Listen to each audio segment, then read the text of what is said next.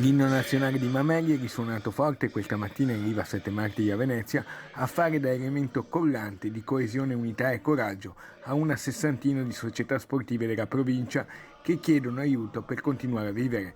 Almeno 150 i partecipanti, tutti rispettosi del distanziamento dei protocolli, che hanno voluto far sentire la loro voce. Così Dino Ponchio, presidente del CONI regionale del Veneto, si è rivolto ai partecipanti. L'inno d'Italia, io mi ricordo l'inno d'Italia la prima volta che sono andato in nazionale e naturalmente ho pianto e spero che alla prima volta piangiate anche voi quando andrete in nazionale. Poi ai nostri microfoni.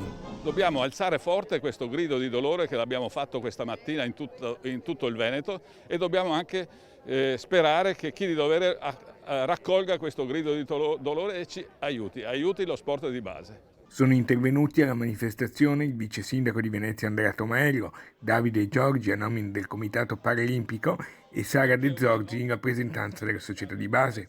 A coordinare la giornata Massimo Zanotto, delegato provinciale del CONI. Questa manifestazione ha lo scopo di rappresentare la difficoltà dello sport di base, dello sport fatto di volontariato, di ragazzi che hanno bisogno di ritrovarsi al di fuori degli spazi scolastici per vivere la socialità.